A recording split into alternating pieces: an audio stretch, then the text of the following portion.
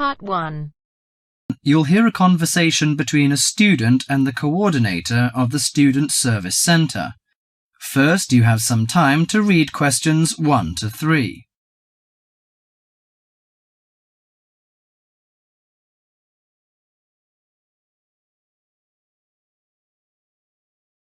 Now listen to the conversation and answer questions 1 to 3.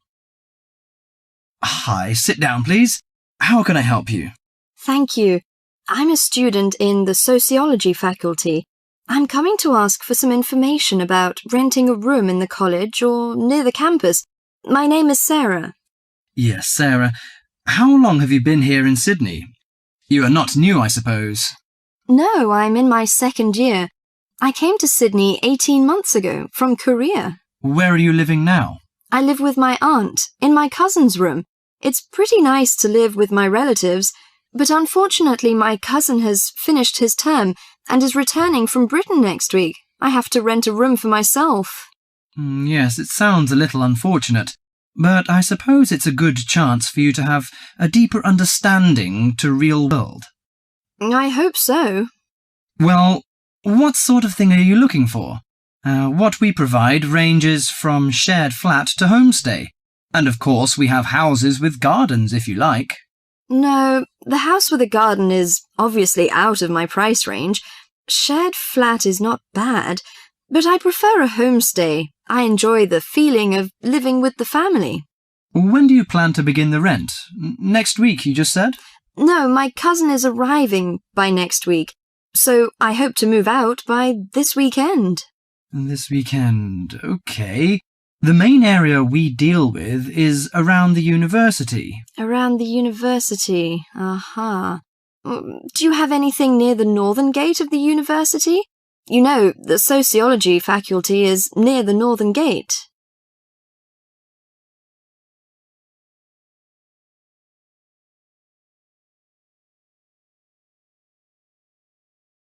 Before you hear the rest of the conversation, you have some time to look at questions 4 to 10.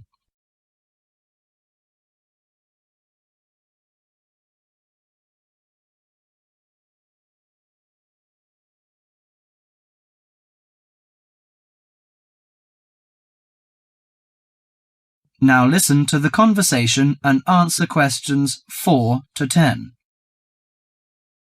Yes, what sort of price are you thinking of? Well, could you give me some idea? You know, I have no experience of renting a room. I don't know what price is reasonable, but I hope it's not over $300. I see. Usually the homestay ranges from $180 per month. Only $180? Yes, to $350 depending on a number of different factors. What does it depend on? Well, obviously the quality of the house, the facilities and extra services. Oh, I don't care about the quality very much, as long as it's clean. As to the facilities, I want the room with the separate bathroom. Kitchen isn't a necessity, because I don't want to cook by myself. I hope to have meals with the family if possible. Okay, let me check the files. Yes, I think this one might suit you. It's a family house with 2 vacant bedrooms. How about the owner of the house? I mean, is it a family or... According to the file, it is a retired lady. She wants to find college students as tenants. That's great. What's the condition of the rooms? The bigger bedroom is furnished and with a bathroom, and the rent is $320 per month. The smaller one charges $250. It is furnished too, but without bathroom. Oh, $320. It's a bit out of my range, but I think I prefer the bigger one. How about the meals? Well, the rent includes breakfasts and suppers. No lunches, however. You have to buy your lunch. That's no problem. I usually have my lunch in the college cafeteria. And that doesn't cover the water bill and electricity fee, but the laundry is included. Fine. Could you tell me the address? Yes, it's on 323 West Park Road. Let me get that down. 323. Okay, it's near the university. So, when can I have a look at the room? You know, I'm a little pressed for time. The file says the landlady is in every afternoon, so this week, say, Friday? Oh, I'm afraid I can't make it then. I have a lecture on Friday afternoon till 5:30. How about Thursday? OK, that's fine. Would 5 be OK? Yes, fine. Just come here. Yes, here in the student service office. Oh, before I forget, before moving, you have to pay 1 month's rent in advance. Really? Oh, I didn't know that before. Could I ask why? As the deposit. You know, in case you damage the property or move out without giving notice. Usually this doesn't happen, but standing in the owner's shoes... Yes, I understand it all. So that's $320. OK, I'll take the money. If I'm satisfied... Well, a word of advice. Don't forget to get a receipt when you pay the deposit or rent. Yes, thank you so much. That is the end of part 1. You now have half a minute to check your answers.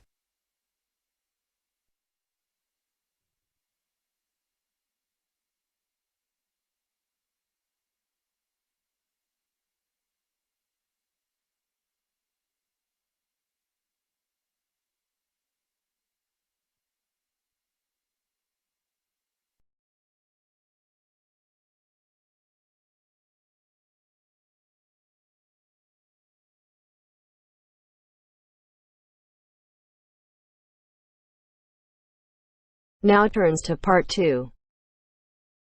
Part 2. You will hear a talk about societies and events at a university. First, you have some time to look at questions 11 to 16.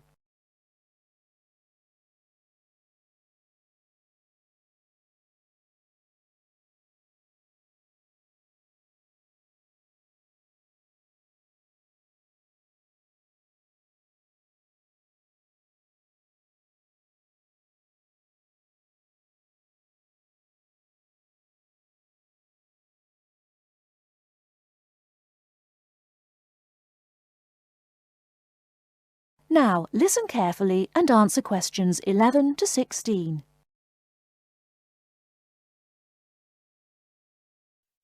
Hi, and welcome to the Students' Union. You've all been here a week now, and hopefully you're finding your feet. You might be wondering what there is to do on campus, apart from going to lectures, doing essays, going out with friends and having late nights. Tonight, you're going to hear about some of the societies, clubs and associations that you can join as a new student, as well as the cultural events going on that might interest you. Richard Hillman from Student Services has come along this evening to tell you more. Good evening. It's good to be here and to see you all. But let me say straight away that as students of the university, you are entitled to join free of charge over 100 societies on the official list. OK, let's begin. I'd be prepared to bet that whatever your interests, you're almost sure to find a club or society here for you. Not surprisingly, there are the long-established clubs that you can find at any university, like the football club or the drama society, along with a whole range of less usual clubs. For example, the Rock Society. We do have a rock climbing club here, but the Rock Society has nothing to do with outdoor activities. It's a music club. That takes me neatly on to the Mountaineering Club. Now, it might surprise you that a university in one of the flattest parts of the country has a thriving group of mountaineers.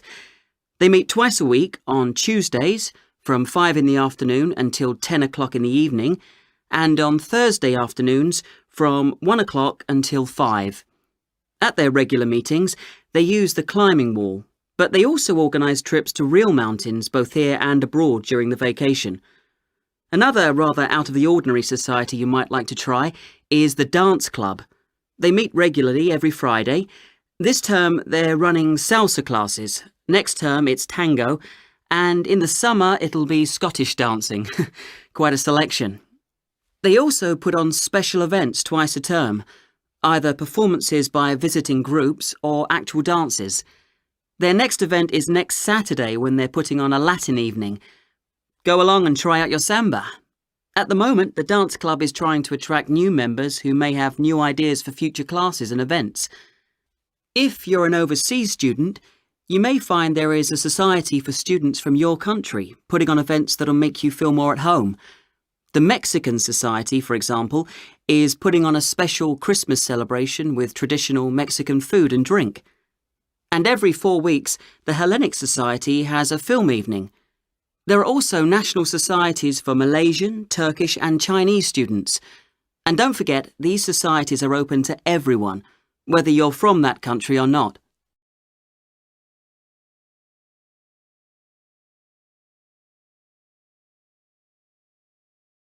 Before you hear the rest of the talk, you have some time to look at questions 17 to 20.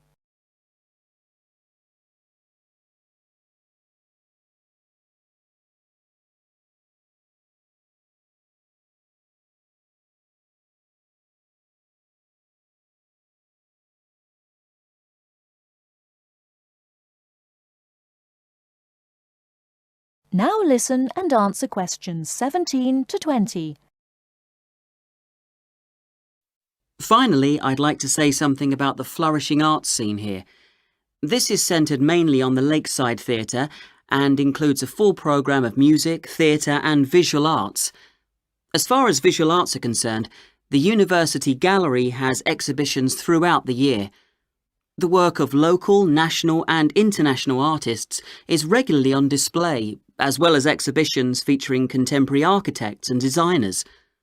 The university also has a permanent collection of modern Eastern European art on display.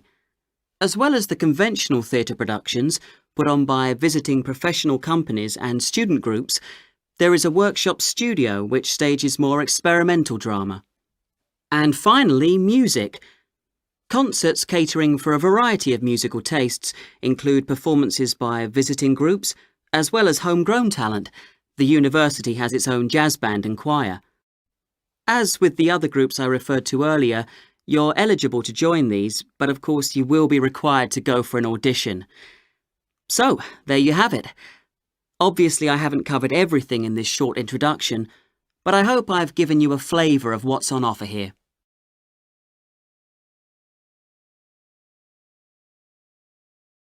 That is the end of part 2.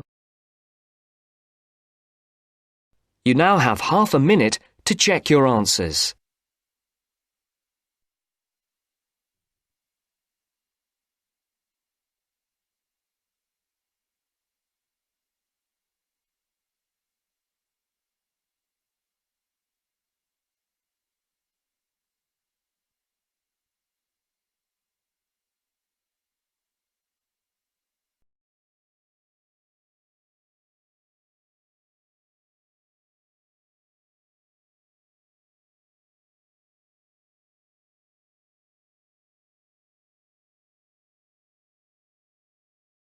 Now turns to part 3. Part 3. You are going to listen to a conversation between two students talking about a lecture they have just attended. First, look at questions 21 to 24.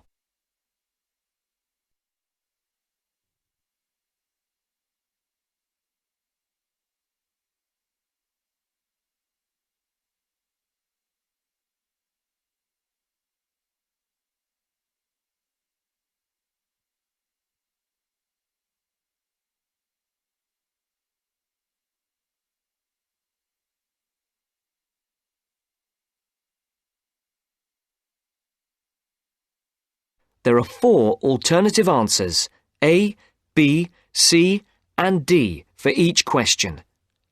Decide which alternative is the most suitable answer and circle the appropriate letter. Henry, don't you think Dr. Adams' lecture was really very good? He could talk about the telephone directory and make it interesting. All his lectures are like that, Astrid. He's just one of those people. I wish we had him as our tutor. I bet you that he is very demanding, though. Boris is in his tutorial group and agrees that he is a brilliant lecturer, but he puts them under a lot of pressure. But don't you think that's good? Perhaps.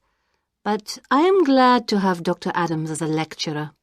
He's interesting and rather funny and puts just the right amount of pressure on people.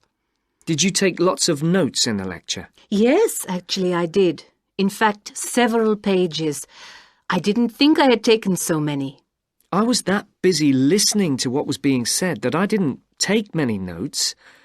Can I photocopy yours? I don't think that's such a good idea. You won't be able to read my handwriting. And sometimes I write them in English and sometimes in Arabic. Oh, let's have a look.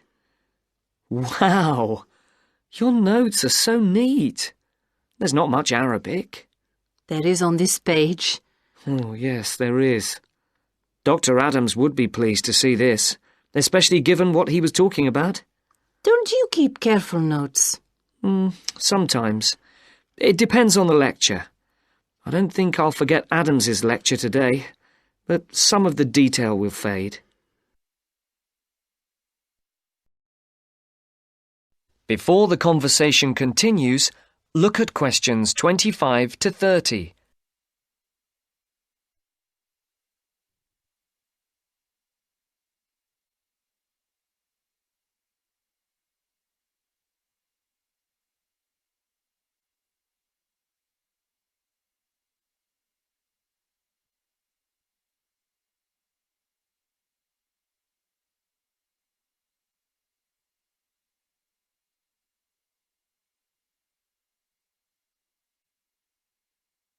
As you listen to the next part of the conversation,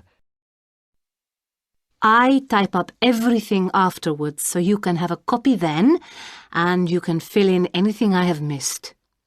I'm not so good on the broader concepts. I'm better when it comes to detail.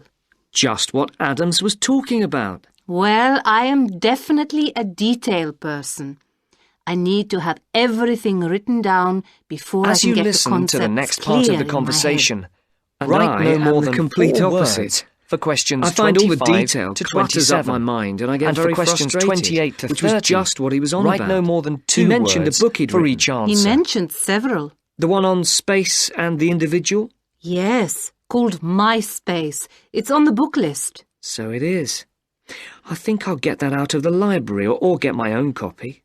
Did you get what he said about spatial awareness? I didn't really. Yes, it was fascinating. I can't be as eloquent as Adams was, but I know several people who are frighteningly intelligent, but they have difficulty reading simple directions, even when getting to places that they know very well. I find that difficult to understand. Everyone learns the way to walk to the shops and things like that. You mean just the way people learn spelling? You know, people misspell words, make mistakes in countless areas of their lives, and going in the right direction is just the same. Remember what Adams said about the number of people who cannot tell left from right, north from south, and so on? Do you know which way is north? It's, that way. You see?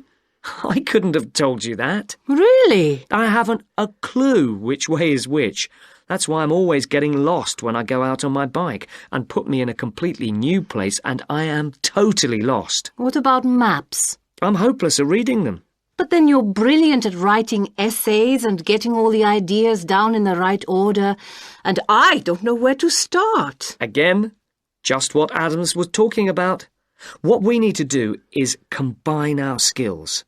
You teach me to cope with detail, and I'll teach you how to string concepts together. Okay, we can do that. Which way is the library? It's... you're making fun of me.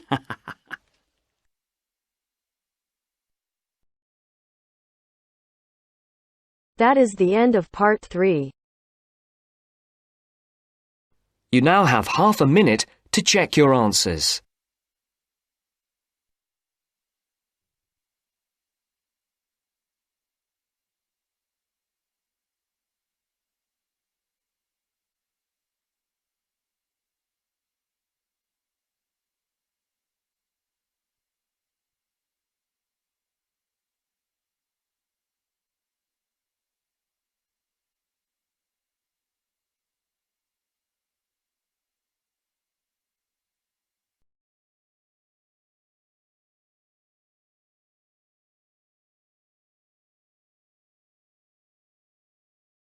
Now turns to part 4.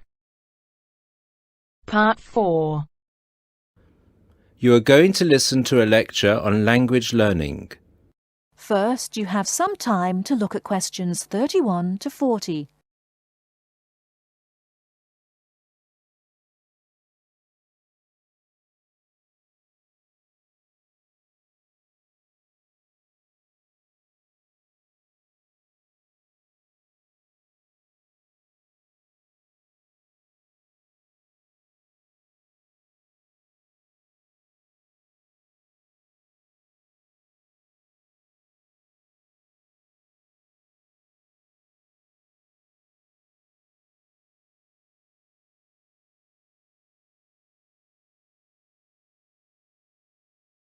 Now, listen carefully and answer questions 31 to 40. This is the first in our series of lectures on language learning. The topic I'd like to deal with today is what makes a successful language learner? There's been a lot of research into what makes some people learn a language faster than others. In this lecture, I'll summarize the main findings of the research into the subject. There are many factors that influence how quickly one learns a foreign language, of which exposure to the target language seems to be one of the most important factors to consider. It's this factor which determines the speed of learning a language, especially among those people who learn a foreign language outside the classroom. There are more people who did not learn a second language or a third language in the classroom, and I think that understanding how learners successfully learn languages without the help of a teacher can provide us with the key to how to become a successful language learner. Let's look then at the characteristics of a successful language learner. Motivation seems to be one of the key factors. Research into motivation has identified two main types: instrumental motivation and integrative motivation. Instrumental motivation is the kind of motivation that encourages people to learn a language for practical reasons, such as getting a job or passing an examination. Learners with this kind of motivation intend to use the target language as a tool or instrument to help them achieve a goal.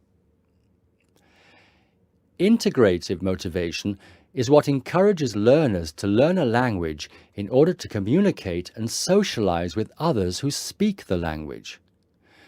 The primary aim for learners with integrative motivation is to use the language to integrate and identify with the community that uses the language.